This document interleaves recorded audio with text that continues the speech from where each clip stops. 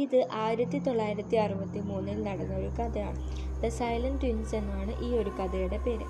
June and Jennifer Gibbons were identical twins.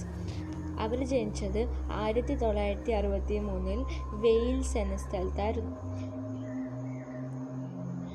ചെറുപ്പം മുതലേ അവർ ഭയങ്കരമായിട്ട് ക്ലോസ് ആയിരുന്നു. അവർ മറ്റുള്ളവരോട് ആരോടും സംസാരിക്കില്ലായിരുന്നു. Like disturbing silent, they refused to speak to anyone but each other and created a private language only they understood.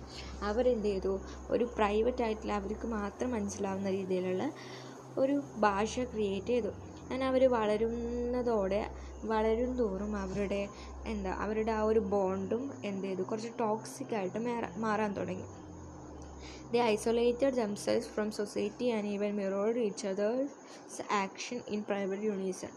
Their behavior became increasingly disturbing, including arson and petty crimes, which led them to a high security mental institution. Doctors, psychologists അവർ ഭയങ്കരമായിട്ട് ഇവരെ treat ചെയ്യാൻ വേണ്ടിയിട്ട് struggle ചെയ്തു. Shocked everyone was a pact the twins made. അവരിൽ ഒരാൾ മരിക്കണമായിരുന്നു മറ്റൊരാൾക്ക് free ആയിട്ട് ജീവിക്കാൻ വേണ്ടിയിട്ട്.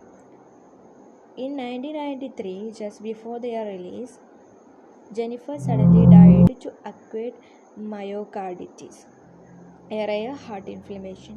No drugs, no poison or cause was ever found. After her sister's death, June began speaking and അവൾ എന്ത് ചെയ്തു, പിന്നീട് ആ സൊസൈറ്റിയിലുള്ള ആൾക്കാരായിട്ട് നല്ല രീതിയിൽ ജീവിക്കാൻ തുടങ്ങി. To this day, no one knows exactly why Jennifer died, but June insists it was part of their pact.